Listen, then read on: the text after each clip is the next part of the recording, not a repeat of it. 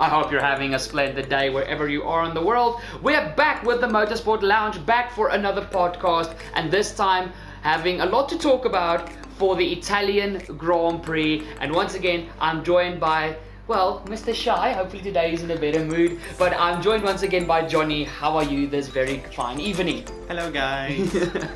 Okay, so Jonny, you can have the privileges of reading for us the race results of Sunday for the Italian Grand Prix.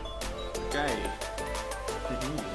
Daniel Ricciardo first, Lando Norris second, McLaren 1-2, Valtteri Bottas third, Charles Leclerc, Sergio Perez, Carlos Sainz, Lance Stroll, Fernando Alonso, George Russell and Esteban Ocon, top 10, Nicholas Latifi, Sebastian Vettel,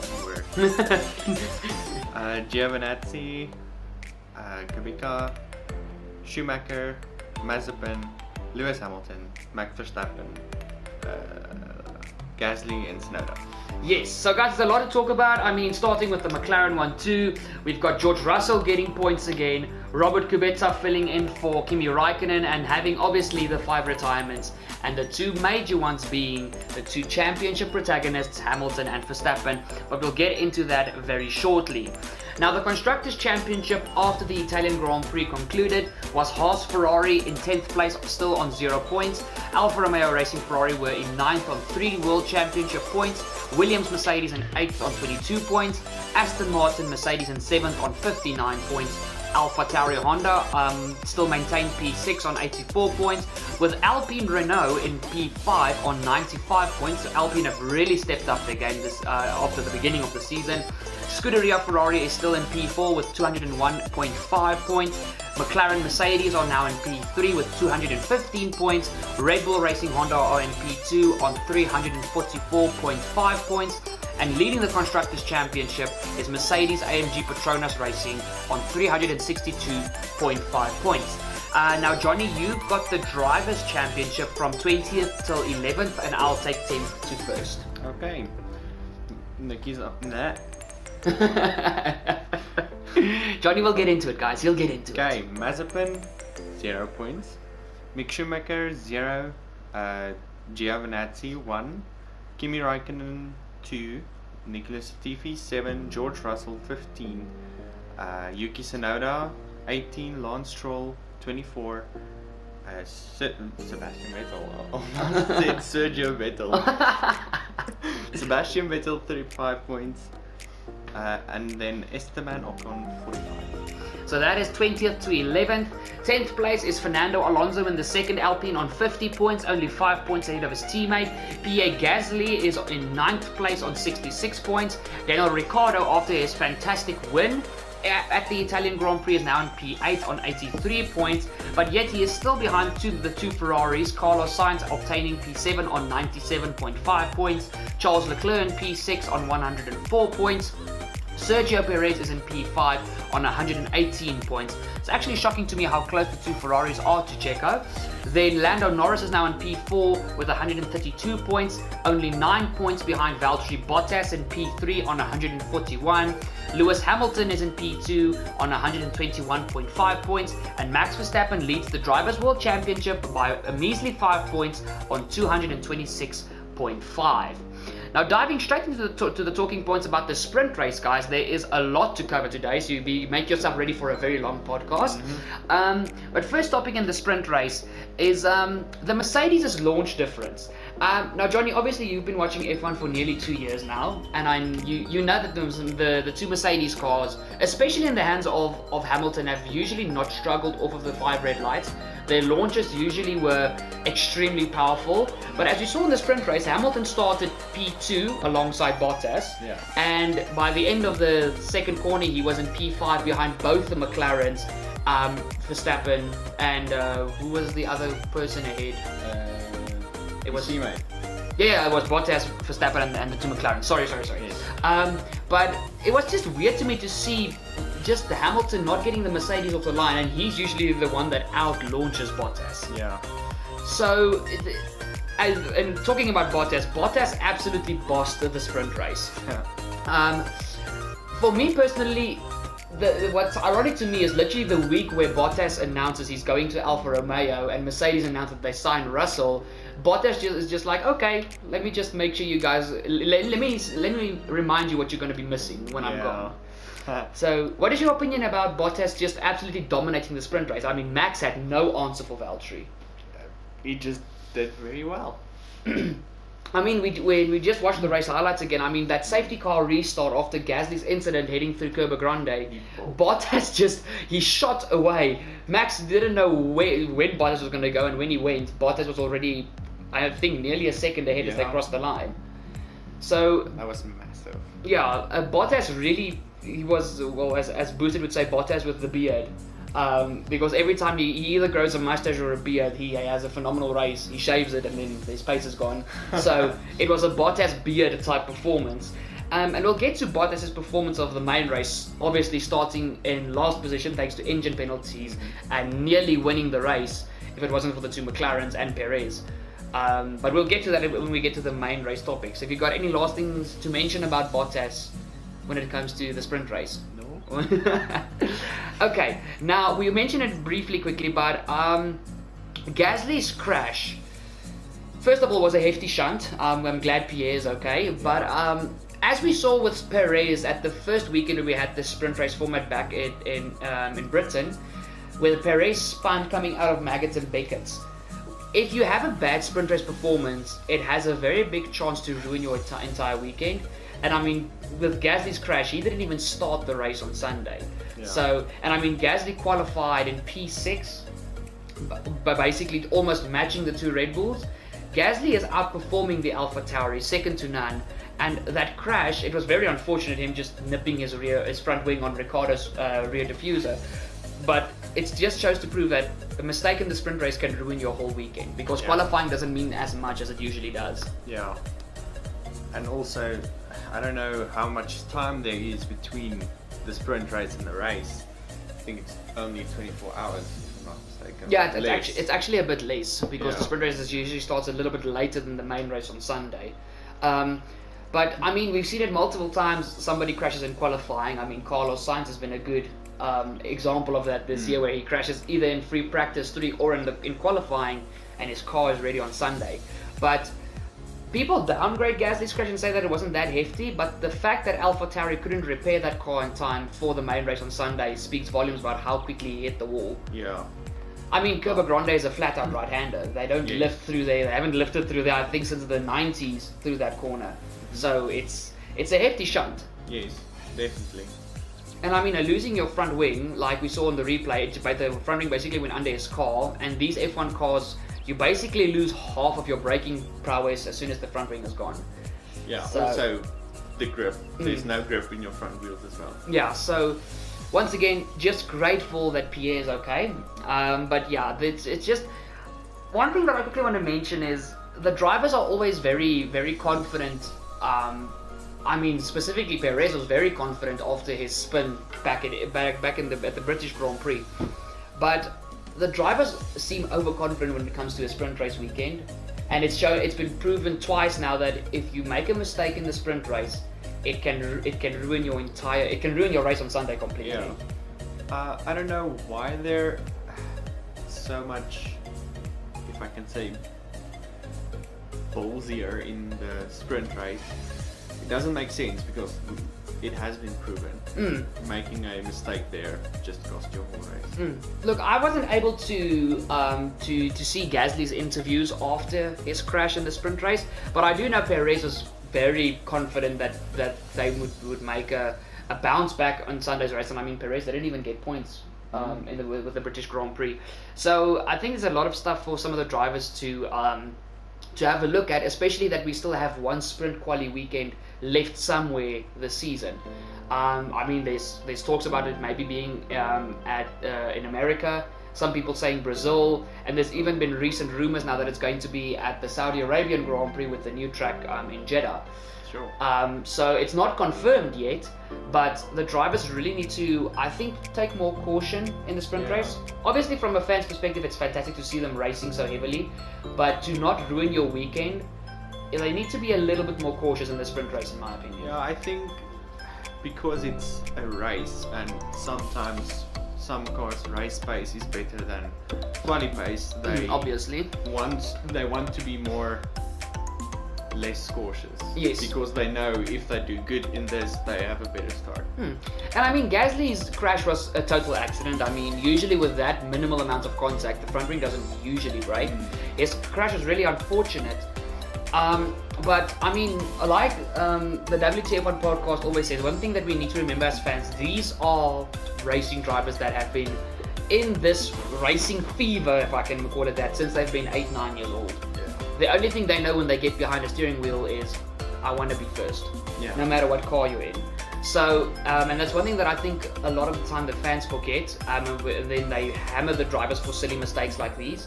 But if Gasly's wasn't really, from my side it was a mistake, but not a big mistake. It was just an unfortunate how it ended for him. If he absolutely ramped over the backside of Hamilton's car, that would have been another story. But we had someone ramping over the back of Hamilton's car on Sunday, so just thought I'd throw a quick little punch there at Verstappen. But moving on to the next topic, one thing that I really want to talk about is Sergio Perez's subpar qualifying performances this year. The only time I can remember Sergio Perez really having a good qualifying was the second round of the year at Imola, where he out-qualified Max.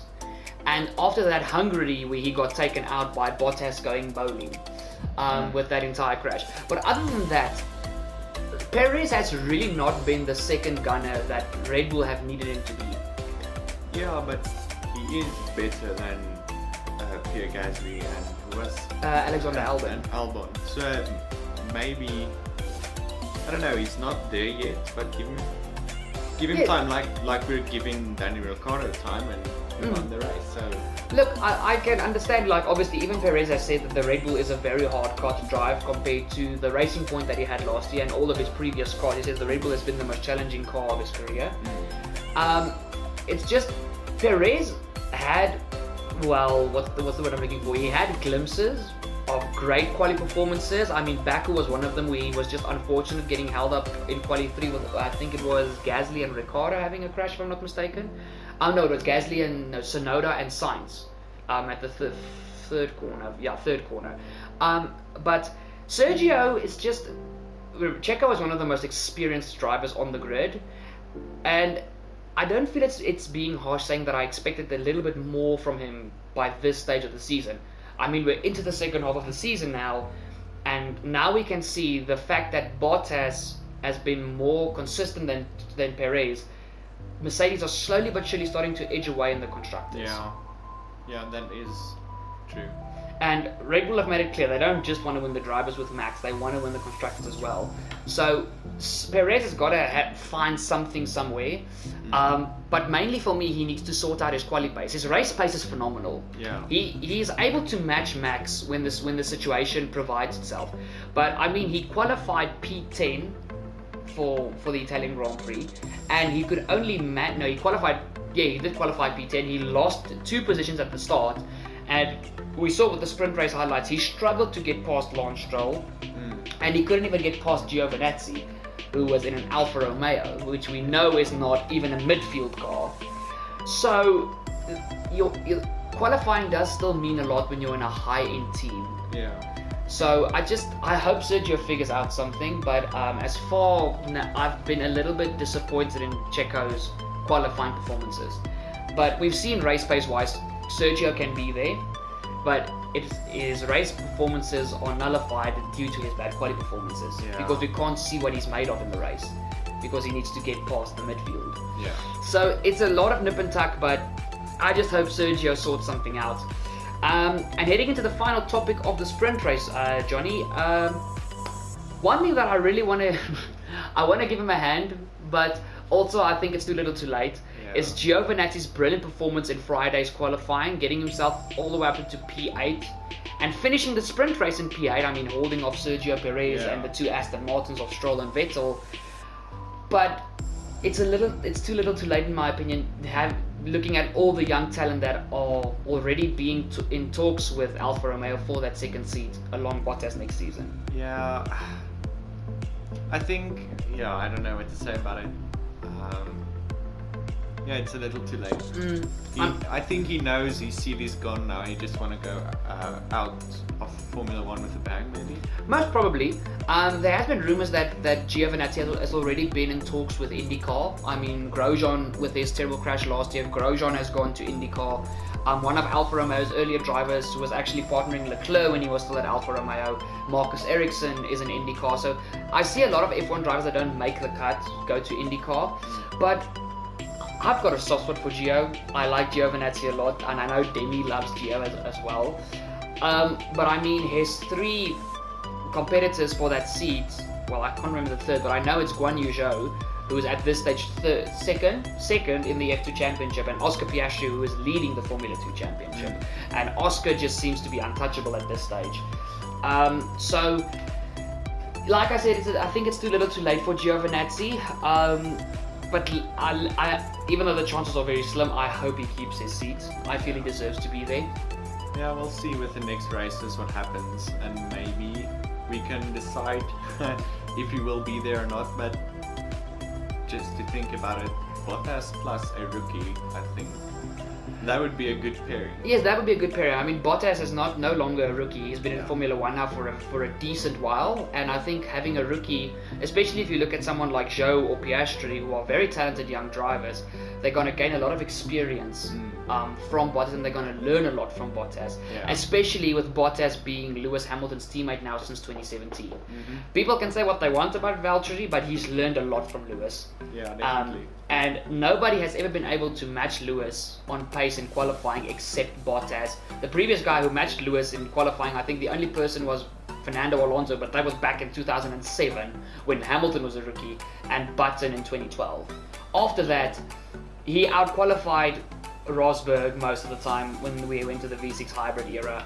And Rosberg just beat him in the race now and again, but qualifying wise, I spoke to Craig last night, and we both agree Hamilton is one of the best qualifiers in Formula One's history. So the fact that Valtteri could max Lewis at certain tracks on quali pace, I think it's a big up for Valtteri's career. Definitely. And like I said, I think now that Valtteri is going out from under this Mercedes and Hamilton shadow, and him actually going to a team where he's going to be the team leader, I think we're going to see an entirely new side of Bottas. Definitely. And I think just like Vettel after he left Red Bull to go to Ferrari, I think this refresh, we're going to see a new Bottas next year, and we're going to see what Bottas is really capable of. Yes, and I'm excited because next year the Alfa Romeo could be the fastest car. Yes, we don't know what's going to be the fastest car next year. It's going to be about which team just makes the slight tweaks that make the car faster. I'm not going to lie, if Valtteri Bottas goes to Alfa Romeo and Alfa Romeo win the World Championship next year with him, I will die of laughter. Yeah. And I think that'll be a kick in the teeth to Mercedes. But in any case, that has been the topics for the sprint quali, sprint race, sprint quali, whatever you want to call it. Now let's head into the main race talking points. And obviously, let's start with the elephant in the room, because I think that's what everybody is waiting for. Yeah. The Max Lewis crash at the second corner.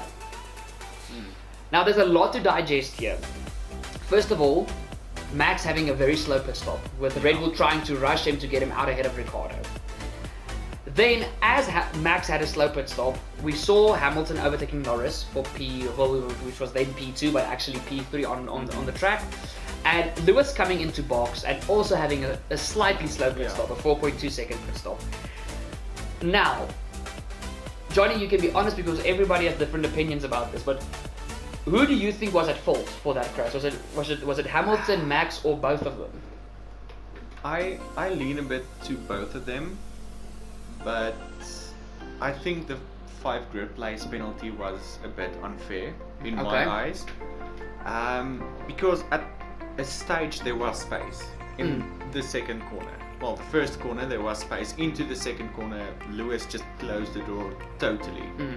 And maybe, yes, he could have backed out, but it's a championship lead.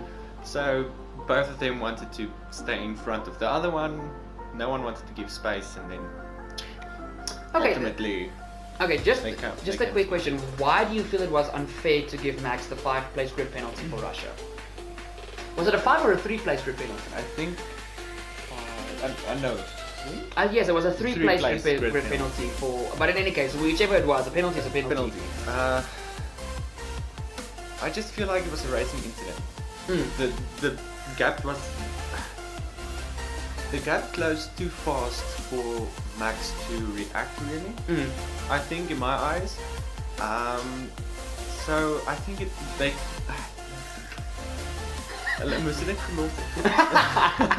That's Afrikaans for they should just have left it.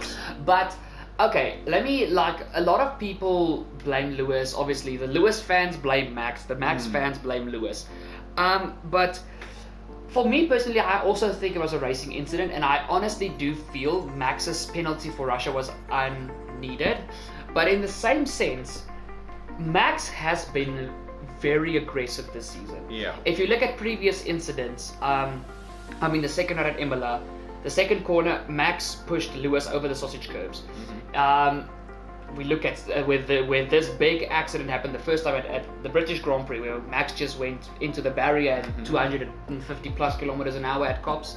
Once again, I maintain that was not Lewis's fault, even though it was deemed otherwise. I still feel if Max didn't squeeze Lewis to the wall, Lewis would not have had to take the line that he did and made contact with Max. But there is multiple occasions this year where those two have gone wheel to wheel and Max has shoved Lewis off the track. Now, obviously, people try and compare the first lap incident with the actual crash. Now, one thing that I did actually see on multiple occasions, not just on the WTF1 podcast, but on a few things. The second chicane is not the same as the first one. First of all, the second chicane is a much quicker chicane, and there is a lot more runoff at the second chicane. You can't compare the two incidents, and I know people are trying to compare them due to it's the same every time Max and Lewis go wheel to wheel. Lewis has to take avoiding action because Max shoves him off track. But the only reason I would deem Max's penalty legitimate is to try and for the FIA to try and say to Max, you need to calm down. It's not the first time it's happened. It's now the second time you guys have had a crash, a big crash, where freaking Max basically drove over Lewis's head with his right rear tire. Sorry, and if Max keeps doing this, we might see another crash that's even worse later this year. Yeah. Now, I've already said I don't think this is going to be the last time they make contact. I hope it's the last time they have a crash, but I know it's not the last time they're going to make contact. But I feel for that reason specifically, just to make Max calm down, I feel the penalty was deserved, even though it was. He took it. In any case, he took an engine penalty for Russia. So I also deem it as a racing incident, and I feel it should have been left. But I think really the reasoning behind the penalty was just for the FIA to say Max needs to calm down. Yes, and also the 2 penalty points on his. There's super license. Yes. Super license. Yes. Yes. No, look. Hamilton could have given more room, but in the same sense, if Lewis left room for Verstappen, he would have squeezed him out at the exit of the corner. Yeah. And I think Lewis knew the exit of that corner. There's gravel. There was no way he would have been able to defend. Yeah. And we saw, even though it was Monza, it wasn't the easiest place to overtake if you were sitting in a DRS train. Yeah. And I mean, Norris was just ahead of them, so Max would have automatically had DRS off of Norris every single lap. So I think Lewis made that. I think Lewis closed the door out of desperation, to be deadly honest. And unfortunately, rubbing is racing, and stuff like this happens. But it still has made the championship a lot more interesting. Definitely. So, and I think now finally that I want to say friendly relationship between Max and Lewis is over. After the second incident, because they weren't very friendly with each other at the Russian Grand Prix, but we'll talk about that when that comes. Basically, Max congratulated Lewis on the win, and Lewis just gave Max a look like, how the hell did you end up in P2? Yeah. And then it was over. But yeah, it's a very tough incident, but I mean the one at Silverstone was as well. It was very hard to see who was at fault. But we'll have to see what happens for the rest of the season. We've got about, I think it's 7 rounds to go now. And the championship separation after Italy was 5 points, and after Russia it was 2 points. So there's a lot of water that still needs to run into the sea, which I think some of the seawater dumped itself at the Russian Grand Prix in the final 5 laps, but we'll talk about that in the next podcast. Yes. Okay, so one thing that we just talked about Sergio Perez, who didn't have a good qualifying. He did have a brilliant race though on Sunday, but his penalty for overtaking Charles Leclerc at the second chicane and just jumping the sausage curb. Why? It's the second time this season he has done something like that and has gotten a penalty for it. And he even did it in the sprint race. And if Red Bull didn't force him to give the position back to Stroll, he would have had 2 penalties this weekend. I have no words. I mean, he's a racing driver. You should know the rules. You know, when you go off the track and gain an advantage, give the place back. I mean, it has been like that for years. And how long is he in Formula 1? So I think Sergio Perez started driving back in 2010, if I'm not mistaken. 11 years now. You must know this. So. Yeah, it's Johnny's just shaking his head. I need a webcam to get your guys' reactions. Oh my word. Between you, Boosted, and Janco, I'm going to have the best reactions channel in the world.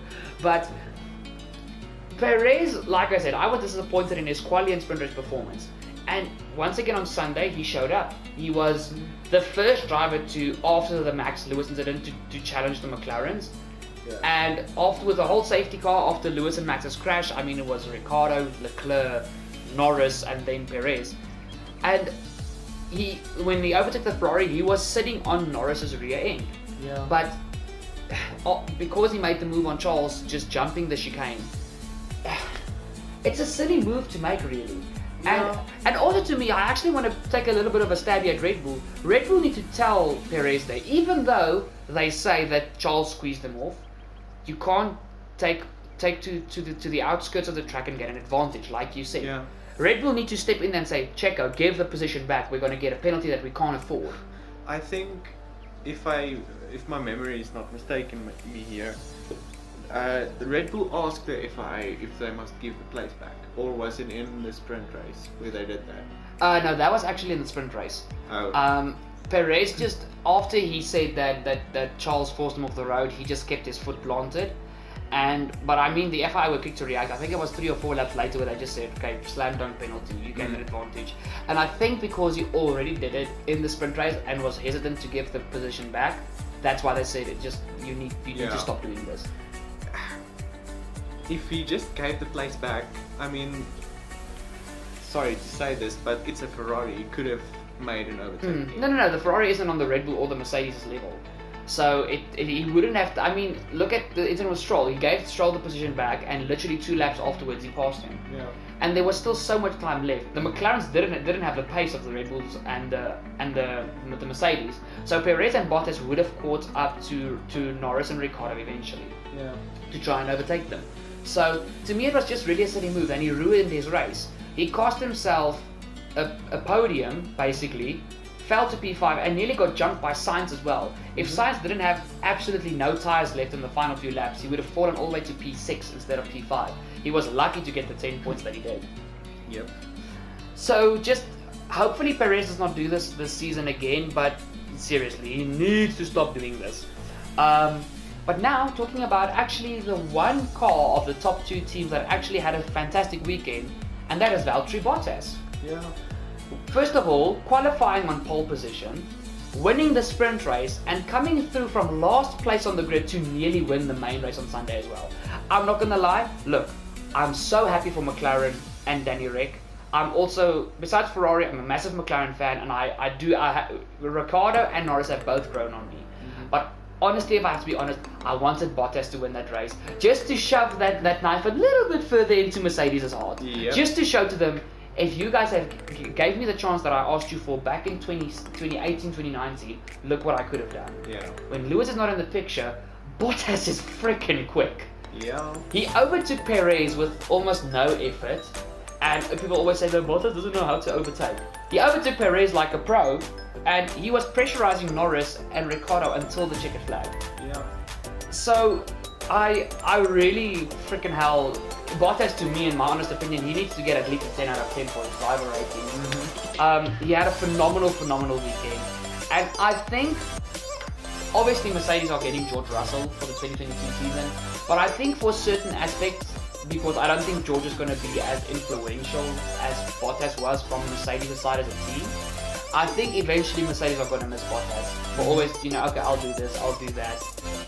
And I think Mercedes, even though Russell deserves that seat, I think Mercedes have made a mistake to let Bottas go. My honest opinion, people don't have to agree with it, but that's my honest opinion. Yeah, I also like Bottas. Bottas, word. And yeah, his performance in Italy was amazing. Yeah, and I mean, Janco's dad always says this, that Bottas is now probably the most underrated driver because he's in Lewis's shadow. Yeah. When Bottas has the opportunity to show what he can do, he performs. But this weekend, I mean, he had the chance. Lewis doesn't in the picture anymore, so he needs to do what he needs to do, and he certainly did it brilliantly. And Bottas said pre-race interviews that he literally said if Max and Lewis have some sort of incident, he wants to win. And oh my goodness, he was so close. Yeah. It was literally like that, and Valtteri would have won that race. So, if Norris didn't manage, obviously Lando had better pace than Ricciardo, but if Norris didn't have Ricciardo's DRS throughout that final stint, Bottas would definitely have caught Norris, and I think he would have eventually gotten Ricciardo too. But McLaren just played a beautiful team tactic to make sure Bottas couldn't get past Lando. And yet, Bottas to me for this weekend, he was the driver of the weekend. Even with Ricciardo's win and Norris battling with Hamilton and Verstappen that entire first stint, to me Bottas was the driver of the weekend. He did fantastically. Yep. I mean, who can say they from the back of the grid to a podium? Not a lot of drivers can say that. No, not a lot of drivers can say that. And especially in a format like with the sprint race and everything. It's to still be able to do that in this format with the cars don't have as much time with 3 practice sessions to get set up. They've got 2 practice sessions, and within one of those 2 practice sessions there's a quali session. Yeah. So I really think that this to me was probably Bottas' best career performance at Mercedes, in my personal opinion. It felt to me like he was the Bottas that he was when he was back at Williams when they actually were on pace. So it put a smile on my face to see Bottas back on pace. So brilliant weekend from Valtteri. Have you got anything to add there, Jonny? No, not really. Okay, moving on to the next topic. And Jonny, I'm going to ask you this question: is Daniel Ricciardo back? Now you need to think before you answer. I think he's back, yes. Well, I don't know if he just maybe got lucky this time. But, I mean, in Russia he was actually on pace of Lando. He was. So, I think he's back. No doubt. Well, there was a bit of doubt in my mind, but no doubt he's back. Okay. So, I'm happy to see that he's back, yeah. Okay, but, I mean to be honest, looking at Monza's the race rundown, Ricciardo overtook Max in the beginning. He kept Max back until Max's pit stop. Max couldn't do anything about Ricciardo. And after the whole Verstappen-Hamilton debacle, he still stayed ahead of Lando. Lando had to ask McLaren to have Ricciardo let him go, and the team just said, no, stay in formation, otherwise we're losing the race. Yeah. And Ricciardo wasn't like a second a lap slower than Norris. He was honestly on pace the entire race, and I feel this is the confidence boost that Ricciardo needed just to get, I want to say, that Danny Rick spirit back that we see in Drive to Survive. Yes. I think this is exactly what he needed. And I mean, for McLaren as a team, getting a 1-2 at Ferrari's backyard at a track that has been Mercedes dominated ever since the turbo hybrid era, except for 2019. I think this was really a good weekend for McLaren, and especially for Ricciardo. Yeah, definitely. And it was the confidence boost they needed. And I mean, he even did the job in the sprint race. I mean, obviously Valtteri won, but he had a penalty, and Ricciardo made sure that he stayed in P3 alongside Max to get that front row start. Yeah. And Ricciardo said pre-race that he hopes he can just out-launch the Red Bull because he knows the Red Bulls have been on point this year with their pullaways. If he can get in ahead of Max at the first corner, Ricciardo said, I feel I can win the race. And that's exactly what he did. Yes. Even though Max was no longer in the picture after about 25 laps, but not the point. So well done to Ricciardo. And to me, honestly, I actually need to change that topic. But Norris was on fire on Ricciardo's level, but I feel Norris was a little bit quicker than Ricciardo. If it wasn't for the team telling Lando just stay in formation, I think Lando would have won that race. Yeah. But I think it ended like it should have. Ricciardo gained his boost that he needed, and I mean, let's be honest, the way Lando Norris has been performing this year, finally, in my opinion, reaching that level of Leclerc, Russell, Verstappen, those highly regarded young drivers, I feel Lando is a future race winner. Maybe not this year again, but I mean, we're not going to talk about Russia. We'll talk about that in the next podcast. But Norris to me is a guaranteed future race winner, and I even think he's a future championship battler. I'm not yet sure if he will be a future world champ, but I mean, especially when you look at him being in the company of Gasly, Leclerc, Russell and Verstappen. Those are some big names to run up against. We will see when that time comes if Norris can perform against them. But I still think Norris is going to have an absolute fantastic career with McLaren because I think he's signed with them until 2023 or 2024 if I'm not mistaken. Yeah. So he's still got at least 2 years with them. And also with Danny Rick. I mean, I think he learned a lot from Danny Rick this year. No, he has. I mean, Daniel Ricciardo has been in Formula 1 since 2011. He's no longer the new kid on the block. So, and I think as soon as, because Norris and Ricciardo's relationship hasn't clicked yet, but I think as soon as their relationship has that click, there's going to be a very dominant team if they figure out these regulations for next year. Yeah, definitely. Because my bold prediction for next year is that Mercedes and Red Bull are going to drop the ball, and the three front-running teams, in my opinion, it's a bold prediction, but I feel the three front-running teams are going to be McLaren, Ferrari, and either Alpine or Williams. I think those four teams are going to be the teams to watch out for. Definitely. Well, it's possible to say that Red Bull and Mercedes is going to drop the ball because they're so concentrated on this year's championship that's so close. They don't have so much time to give to next year. Yeah, please don't break my laptop. Jonny just sucker punched my laptop. The old geezer. But no, and once again, me and Craig talked about it last night because I asked him last night, just friendly chatting, like, who do you think is going to be the front-running teams next year? And he said he thinks Red Bull will maintain a front-running posture, but he said Red Bull, McLaren, and Williams. And the thing is, everybody is waiting for McLaren to be that front-running force that they were, and in the hands of Ricciardo and Norris, it's going to be a very strong team. Yeah. I honestly hope for Russell's sake, Mercedes do not drop the ball, because Russell deserves a race-winning car. And obviously, me being a Ferrari fanboy, I hope Ferrari can give Sainz and Leclerc the opportunity to fight for a championship. Yeah. I've said for many years now, Carlos Sainz and Pierre Gasly are the two most underrated drivers on the F1 grid. And Sainz proved it this year to me solidly, even with all his mistakes. Sainz has proven it. He's ahead of Leclerc in the Drivers' Championship. Yeah. I mean, and Sainz to me is like Perez. He doesn't always sort out a Friday and a Saturday, but come Sunday he's there. He's always on race pace with Leclerc. 9 times out of 10 he's on race pace with Leclerc. So I really literally get goosebumps thinking of next year. I think next year is going to be absolutely phenomenal. Yep, the podcast. Ooh, we're going to be busy next year. Can't wait. So we started talking about Norris and Ricciardo, and we've gone to next year's regulations. How did that happen?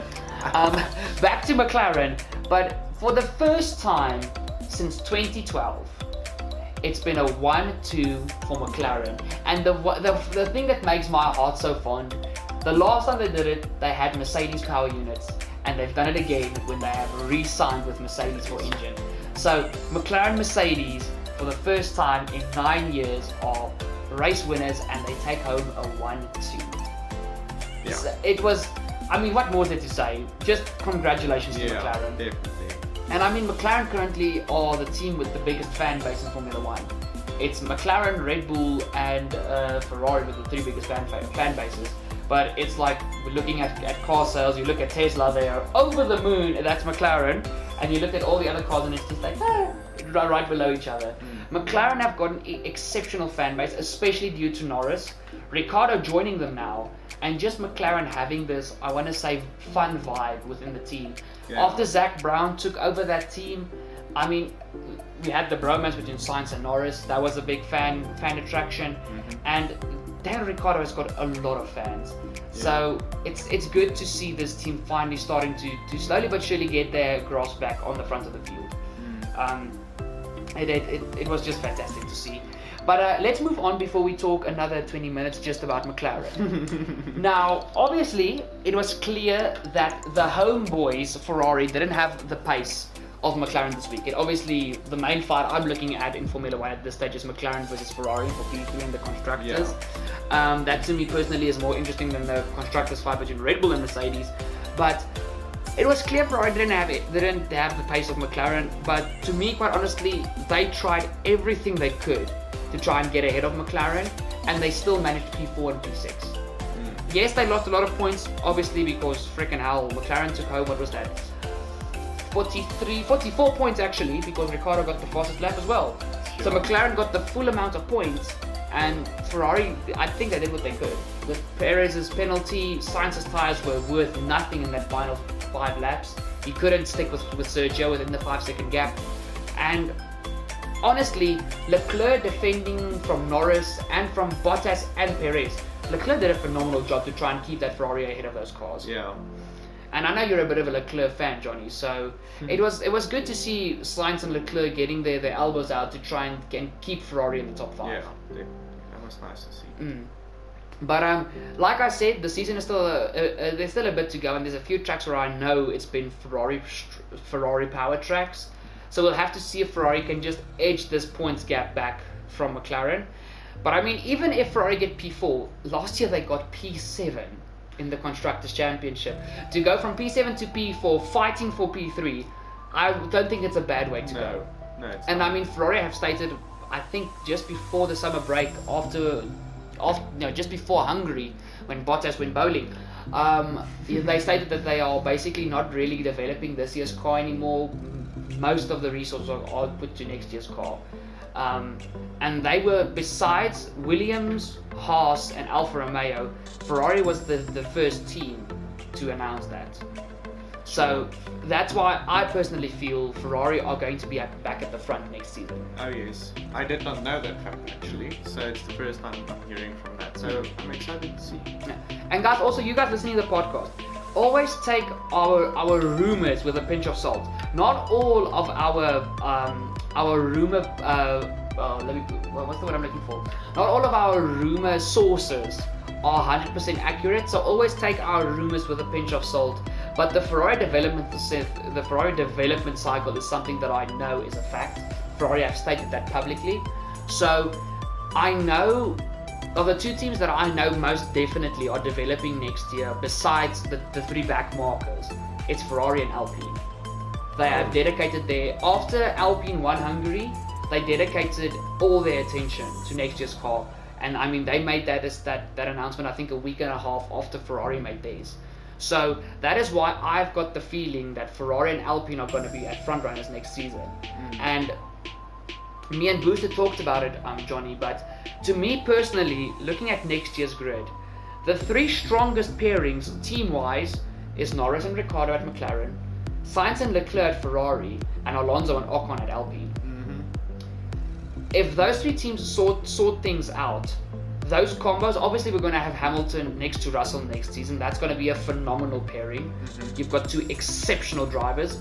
But if I'm looking at the teams that I would like to run at the front, if it's those 3 teams, we're going to have a phenomenal championship battle. Oh yes, it's going to be so excited. And I mean, you guys, especially you that didn't see Alonso's performances before he retired the first time, you guys are starting to see now what Alonso is capable of, and you guys can see he's a real quick driver. Yeah. If it wasn't for him in Hungary, Lewis would have won that race. Esteban would not have won. There's so many factors that Alonso has made this year, but ever since then, Alonso has not been out of the points. He's achieved points every single race, even if it's just the P10, but he makes sure that he's in the points. And like, I'm not even joking. Alonso, when he was driving for McLaren, when they were absolutely horrendous with their Honda power units, if Alonso wasn't in the points, it was P11 or 12. You wouldn't see him any lower. Sure. And that's just Alonso doing what Alonso does. So there's a lot of... honestly, I don't want this season to end because it's so good, but I also want next year to come sooner because I want to see what's going to happen next year. Yeah. It's a give and take. But next year's going to be phenomenal. So yeah. But like I said with the whole Ferrari performance, I'm still a proud Ferrari fan after their performances in Italy at their home GP. I mean, Leclerc was just off the podium with Perez's penalty, so it was still a very good performance from Ferrari, even though they couldn't do what McLaren did. Now,